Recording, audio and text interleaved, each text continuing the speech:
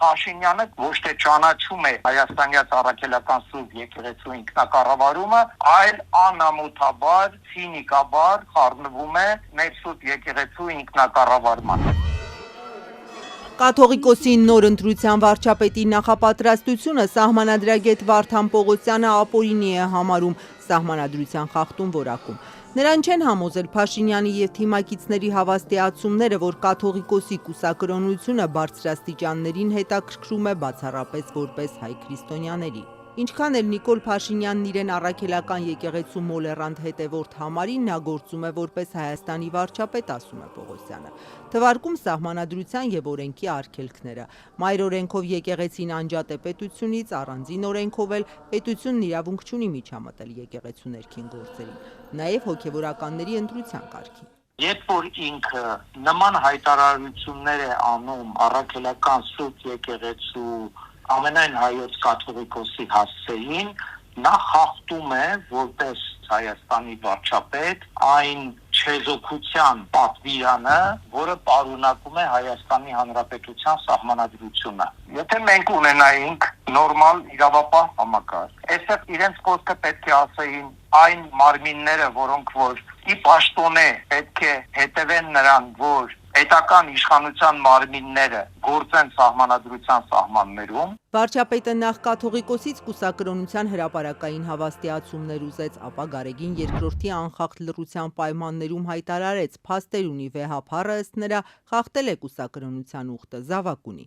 Ինչպես են այդ ապացույցները երկրի թիվ 1 պաշտոնյայի ձեռքում հայտնվել, չասաց, բայց պահանջեց Գարեգին II-ի հեռացումը, իսկ 3 արդեն կաթողիկոսի ընտրության կազմակերպչական հարցերին լծվեց։ Համակարգող խմբի անդամի չափանիշները հրապարակեց, դրանց մեջ նաև Աստվածաշունչը սկզբից մինչև վերջ կարդացած, վերջին 1 տարում գոնե 1 անգամ մեծ պահքը պահած լինելն էր մտնում։ Խմբի առաջին տասնյակին բազմազբաղ վարչապետն անձամբ կընտրի, էլեկտրոնային հասցեին դիմումներ է սպասում։ Մենք անդրադարձել ենք այսօր ներքաղաքական բոլոր հարցերին։ Վարչապետի աշխատակազմի ղեկավար Արայիկ Հարությունյանը կաթողիկոսին հեռացնելու Փաշինյանի ծրագիրը մասամբ ներքաղաքական հարց է համարում։ Լրագրողների հետ զրույցում հաստատել է, իշխող քաղաքացիական պայմանագրի վարչության երեկվա նիստում քննարկում այդ թեմայի շուրջ եղել է, բայց երկրի առաջին դեմքի ներգրավվածությունը կաթողիկոսի նոր ընտրությանը վարչապետի գրասենյակի ղեկավարը սահմանադրական կարգի խախտում չի համարում։ Հարությունյանի ձևակերպմամբ Փաշինյանը հանդես է գալիս որպես քրիստոնյա և ի պաշտոնե նաև ազգային անվտանգության համար է պատասխանատու, թե ինչով է սա ազգային անվտանգության հարց, չի մանրամասնել։ Ես խնդրում եմ, որ դուք այդ մասով կասկած չունենաք։ Ընդհանուր առմամբ մեր բոլոր գործողությունները, որոնք վերջին 7 տարվա ընթացքում եղել են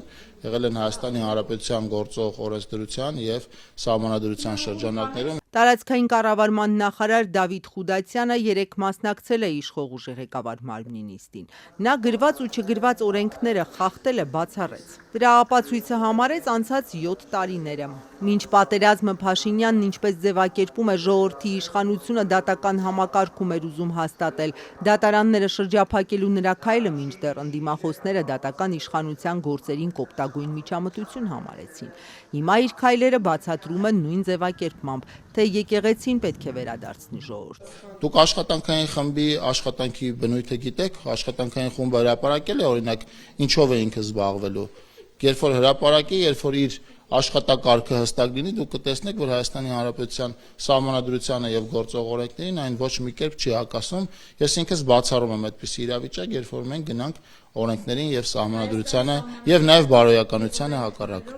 Փաշինյանի կաբինետի անդամը ենթադրեց, որ կաթողիկոսի ընտրության համար ձևավորվող համակարգային խմբում պաշտոնյաներ չեն լինի, բայց կլինեն ներկա ու նախկին հոգևորականներ, սա էլ մեկ այլ ապացույց էր համարում, որ օրենք չեն խախտում։ Համակարգող խմբի անդամների բարեվարկության ստուգում էլ է ծրագրվում, բայց Փաշինյանի թիմից չեն պարզաբանում ոչ որպես պաշտոնյա, այլ որպես մտահոգ շարքային քրիստոնյա, ինչպես են այս գործը գլուխ բերելու։ Եվ այնտեղ որտեղ հնարավոր է ստուգում իրականացնել, ստուգում կիրականացվի, այնտեղ որտեղ պիտի թողենք մարդու ազնվությանը, մենք կթողենք մարդու ազնվությանը։ Մինչ պետության հասցեին եկեղեցու դեմ հակասահմանադրական արշավի մեղադրանքներ են հնչում, իշխանությունը հերքում է, իր քայլերը բացատրում բարեպաշտ քրիստոնյայի անհանգստությամբ, չկան տեղեկություններ կաթողիկոսի նոր ընտրությունը կազմակերպելու վարչապետի նախաձեռնությանը, քանի հոգի է ցանկացել միանալ։